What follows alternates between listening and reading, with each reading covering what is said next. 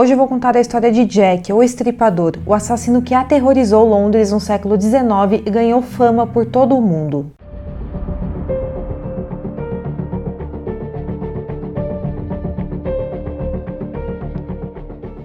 Olá pessoal, eu sou a Giovanna e esse é o canal Caixa de Pandora. Para quem gosta desse tipo de conteúdo de casos criminais e teorias da conspiração, curte o vídeo e se inscreve aqui no meu canal para acompanhar meu conteúdo. A gente posta vídeo toda terça e quinta aqui no canal com muitos casos interessantes. Então se você gosta desse tipo de conteúdo, já apoia a gente aqui nesse novo projeto. Para quem curte uma versão mais resumida dos casos, me segue no TikTok que eu posto quase diariamente lá e o arroba tá aqui na tela. Me segue também nas minhas outras redes sociais, eu espero muito que vocês gostem e bora pro caso de hoje. No século XIX, o distrito de Whitechapel, localizado em Londres, era considerado por muitos como um lugar de crimes e depravação, um antro de imoralidade. Em 1882, por causa do regime czarista da Rússia, muitos imigrantes de lá, principalmente judeus e de outros lugares da Europa, foram para a Inglaterra e fixaram moradia por Londres, mais especificamente em Whitechapel. Com a região superpopulada e com poucas oportunidades de trabalho, a situação precária da população cresceu muito. Por isso, roubos, violência, pessoas alcoólatras eram muito comuns na região, e a pobreza levou muitas mulheres à prostituição. Em outubro de 1888, foi estimada a existência de 62 bordéis e 1.200 mulheres trabalhando como prostitutas. Apenas em Whitechapel. Ainda nesse ano, a fama da região ganhou ainda mais força quando uma série de assassinatos macabros atribuídos a um tal de Jack, o Estripador, receberam uma cobertura na imprensa nunca vista antes. Nessa época, a cidade de Londres era dividida pelo rio Tâmisa. De um lado do rio ficava a população pobre, local popularmente conhecido como East End, e do outro lado ficavam as pessoas com classes sociais mais altas. Então a cidade tinha essa separação de classe social e era bem notório. E a região de Whitechapel ficava em East End, o lado pobre da cidade. Com essa realidade, o número de ataques contra mulheres naquela região passou a aumentar muito e uma onda de crimes contra prostitutas, principalmente, começaram a ocorrer. Entre 3 de abril de 1888 e 13 de fevereiro de 1891, 11 assassinatos de mulheres ocorreram na região e são conhecidos como os assassinatos de Whitechapel. 5 desses 11 assassinatos são atribuídos a Jack, o Estripador. O restante dos homicídios tem gente que acredita que também foi Jack o responsável por eles, mas existem divergências de opiniões quanto a isso. Os 5 assassinatos atribuídos a Jack, a polícia concluiu que era obra apenas de uma pessoa, de um serial killer, por causa do estado dos corpos, porque todas as mulheres pareciam ter sido assassinadas de um mesmo modus operandi. Cortes profundos na garganta, abdômen e áreas genitais, além da remoção dos órgãos internos e mutilações faciais. E o perfil das mulheres eram sempre os mesmos, todas eram garotas de programa. As 5 vítimas conhecidas de Jack são Mary Ann Nichols, Annie Chapman, Elizabeth Street, Catherine Edelweiss e Mary Jane Kelly. O corpo de Mary Nichols foi encontrado cerca de 3h40 da manhã em uma sexta-feira, no dia 31 de agosto de 1888, em uma rua deserta de Whitechapel. Sua garganta havia sido destroçada por 2 cortes e a parte inferior do abdômen havia sido parcialmente aberta por um corte profundo e irregular. Várias outras incisões haviam sido feitas no abdômen da mulher e todas foram causadas pela mesma faca. Contudo, não havia sangue no chão. Mesmo assim, os investigadores concluíram que o assassinato havia ocorrido no mesmo lugar em que o corpo havia sido encontrado. Não tinha nenhuma pista, nenhuma testemunha, nenhuma arma do crime ou sequer suspeitos foram encontrados. O caso ficou estagnado, mas a história se complicaria ainda mais depois. O corpo de Annie Chapman foi descoberto às 6 da manhã em um sábado de 8 de setembro de 1888, em um beco escuro. Como no caso de Mary Nichols, a garganta também havia sido degolada por 2 cortes grosseiros. O abdômen havia sido completamente aberto e, posteriormente, na autópsia, foi constatado que o útero havia sido removido. No inquérito, uma testemunha alegou ter visto Annie cerca das 5h30 da manhã, acompanhada por um homem de cabelos escuros e de má aparência, porém com um aspecto de cavalheiro. Os investigadores concluíram que a vítima havia sido estrangulada até ficar inconsciente e então teve sua garganta cortada. A polícia percebeu percebeu que esses dois assassinatos pareciam ter sido cometidos pela mesma pessoa e que se tratava de um crime diferente do que vinha ocorrendo em Whitechapel. Já a população tinha suas dúvidas e a maior parte das pessoas acreditavam que o mesmo homem havia assassinado outras mulheres quase um ano antes. Mas a forma como esses dois crimes ocorreram eram bem diferentes em relação aos demais. Houve uma grande pressão popular nessa época para a polícia resolver logo os casos, porém sem nenhuma pista, tudo o que eles podiam fazer era prender suspeitos que tinham históricos criminais. Vários foram interrogados e depois foram soltos, porque não se encaixavam na cena do crime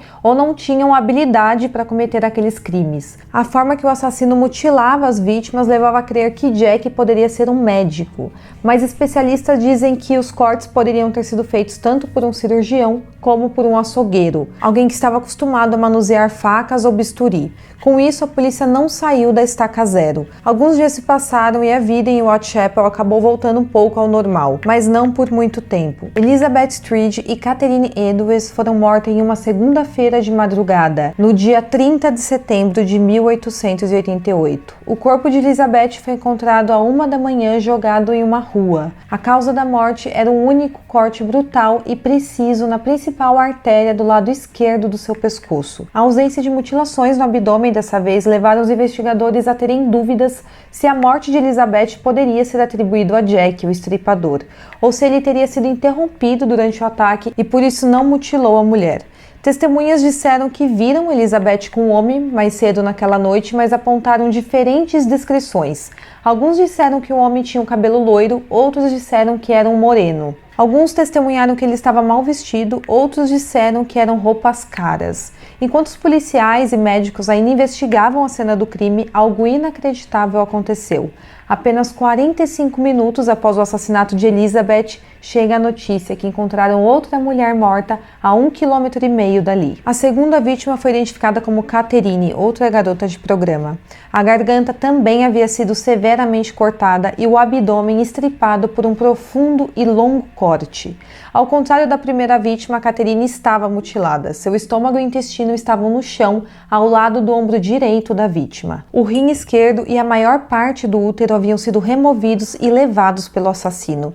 Porém, dessa vez o Jack trabalhou um pouquinho mais. A orelha direita da vítima havia sido cortada e o rosto também havia sido mutilado. Um morador da região chamado Joseph Lawand, que estava passando pela praça com dois amigos um pouco antes do assassinato acontecer, descreveu que tinha visto um homem de cabelos loiros e de aparência ruim, acompanhada por uma mulher, provavelmente era Catherine. Já seus amigos disseram não terem visto nada. Os homicídios de Catherine e Elizabeth ficaram conhecidos como o duplo assassinato. Enquanto os policiais faziam buscas pela região, um deles encontrou um pedaço de tecido ensanguentado fixado na parede de um prédio. Ao lado desse tecido havia uma pichação que dizia, abre aspas, os judeus são homens que não serão responsabilizados por nada, fecha aspas. Porém, ninguém sabe se esse grafite teria sido escrito pelo próprio assassino, porque esse tipo de grafite era muito comum em Whitechapel. Na ocasião, um policial ficou de guarda para vigiar o local, enquanto outros policiais preparavam uma equipe para analisar e fotografar aquela importante evidência.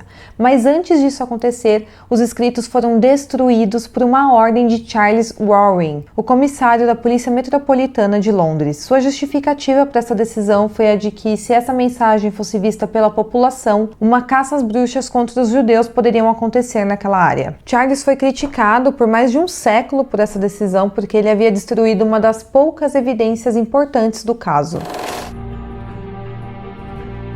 Durante os meses em que os assassinatos ocorriam, várias cartas anônimas eram enviadas à polícia fingindo ser de autoria do Jack, o estripador. Apenas algumas delas foram levadas um pouco mais a sério.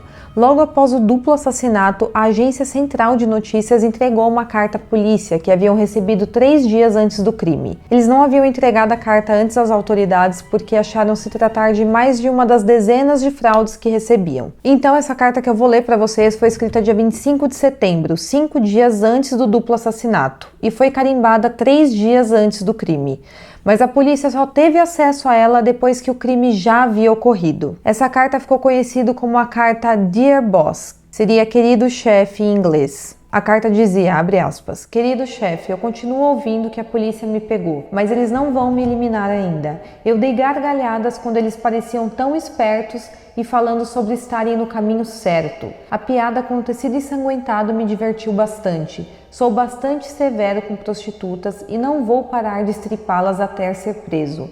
Meu último trabalho foi uma grande obra. Não dei nem chance da dama gritar. Como eles podem me pegar agora? Eu adoro meu trabalho e quero começar de novo. Você em breve vai ouvir falar de mim e de meus joguinhos divertidos. Eu guardei um adequado líquido vermelho do meu último trabalho em uma garrafa para usar na minha caneta para escrever, mas ele tornou-se grudento como cola e não pude usá-lo.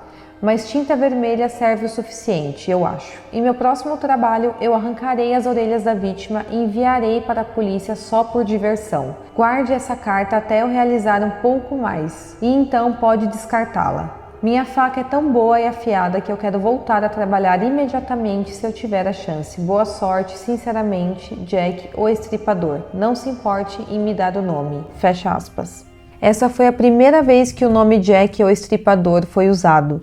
Assim que o editor da agência viu que a orelha de uma das vítimas havia realmente sido cortada, ele deu mais crédito a essa carta e enviou para a polícia. É claro que deixou várias dúvidas sobre a veracidade da carta, se ela de fato havia sido escrita por Jack, e isso é discutido até hoje. Muitos dizem que a carta era uma fraude criada por um repórter.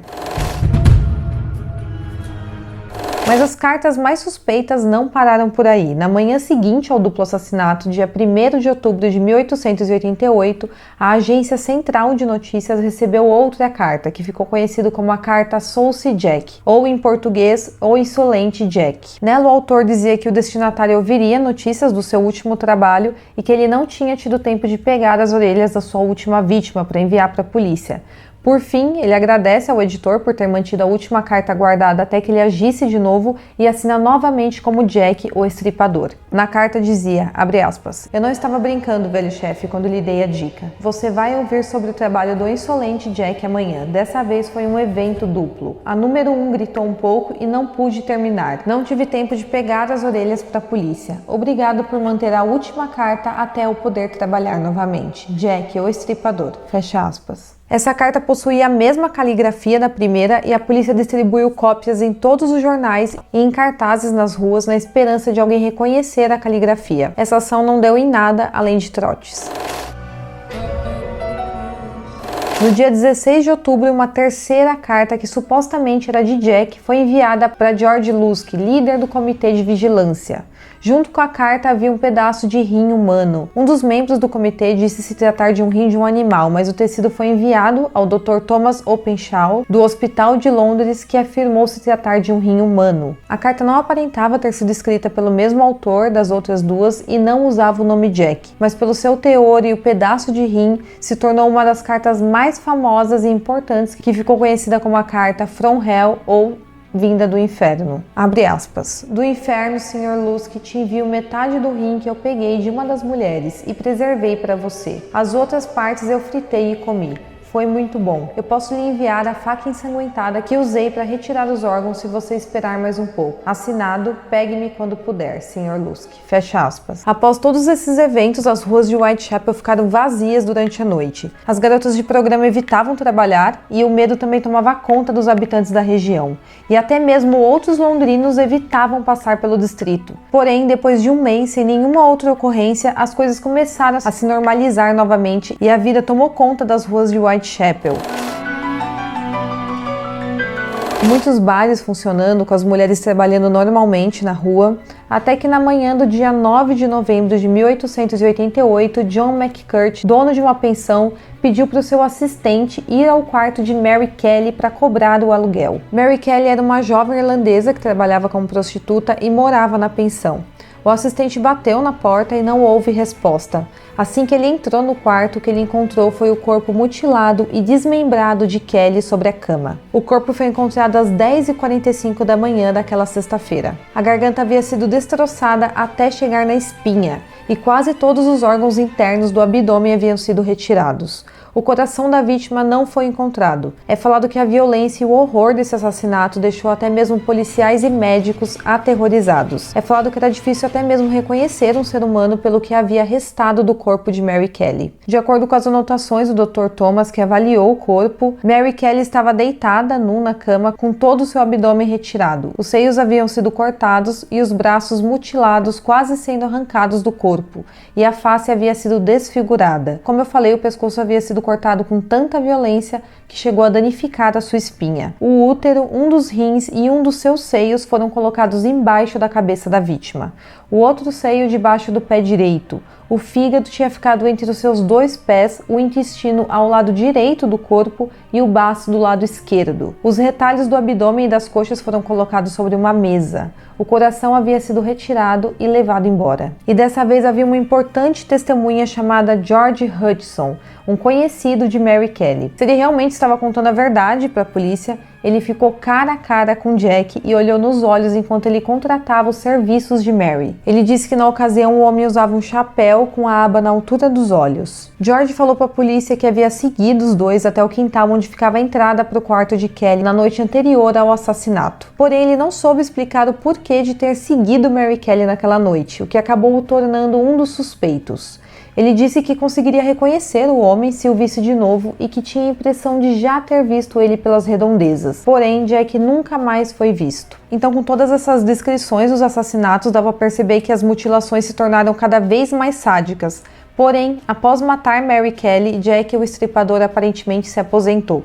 Nunca mais matou ninguém e nunca foi encontrado. Esses 5 assassinatos foram atribuídos ao Jack, como eu falei, mas alguns autores e estudiosos discordam dessa opinião. Dizem que ele matou apenas Mary Ann Nichols, Annie Chapman e Elizabeth Street, e que o restante dos crimes haviam sido feitos por outro indivíduo de mente fraca e doentia que tentou imitar os crimes de Jack.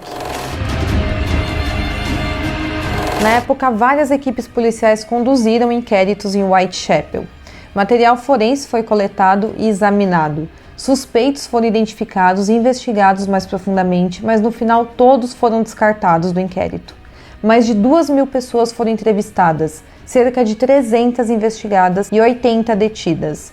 Um grupo de cidadãos voluntários de East End, chamados de o Comitê de Vigilância de Whitechapel, chegaram a patrulhar as ruas em busca de figuras suspeitas, em parte por causa da insatisfação popular em relação aos esforços da polícia. Eles pressionaram o governo a aumentar as recompensas por informações sobre o assassino e contrataram detetives particulares para investigações à parte. Açougueiros e médicos se tornaram suspeitos por causa do método das mutilações. Uma nota escrita pelo alto comissário da polícia da cidade de Londres, chamado Henry Smith, indica que todos os açougueiros locais foram investigados, mas acabaram inocentados. E um fato curioso aqui é que entre os mais de 20 suspeitos de ser o Jack, o estripador, estava o príncipe Albert Victor, herdeiro do trono da Inglaterra. Mais tarde, porém, foi comprovado que o príncipe estava fora do país nos dias de alguns dos crimes. As datas dos crimes, que se concentravam sempre perto dos finais de semanas e feriados, e as ocorrências dos assassinatos em ruas próximas indicaram que o estripador era um trabalhador de emprego regular e vivia na região. Outros pensavam que o assassino era uma pessoa bem educada e rica, possivelmente um médico aristocrata que teria se aventurado em Whitechapel para cometer seus crimes longe de onde morava. Existem muitas teorias sobre a verdadeira identidade e profissão de Jack, o estripador, mas não existe um consenso até hoje quanto a isso. Existem mais de 100 suspeitos ainda hoje. Os assassinatos de Jack, o Estripador, marcam um divisor de águas de como os jornalistas tratavam os crimes. Jack não foi o primeiro assassino em série que existiu no mundo, mas acabou sendo o primeiro caso a criar um frenesi mundial na mídia. Chegou a ter reformas tributárias na década de 1850 para permitir uma maior circulação de jornais por um preço menor. É falado que o sensacionalismo da mídia, junto com o fato de ninguém ter certeza sobre o culpado, confundiu muito as investigações da época. E também criou um clima de incerteza na população se a polícia era capaz de solucionar outros casos de assassinatos que poderiam vir a ocorrer. Os assassinatos divulgados pela mídia na época chamou a atenção para as condições miseráveis de East End. Então, finalmente, os olhares se voltaram para aquele lado pobre da cidade, mesmo que por um motivo muito macabro. Na época, foi exposta a falta de estrutura sanitária no subúrbio de Londres. 2 décadas depois dos assassinatos, os subúrbios mais precários foram demolidos e reformulados. E as ruas e algumas construções, como o pub Tin Bells, que era frequentado por pelo menos uma das vítimas de Jack, se tornaram atração por muitos anos. Então se tornaram locais turísticos, onde as pessoas iam visitar os locais onde Jack e suas vítimas haviam passado. Bom, pessoal, esse é o caso de hoje. Eu espero muito que vocês tenham gostado do vídeo. Não se esqueça de curtir o meu vídeo, se inscrever aqui no meu canal. Deixe um comentário aqui falando alguma teoria do Jack que você conhece e que eu não citei aqui. Eu espero muito que vocês tenham gostado e até o próximo caso.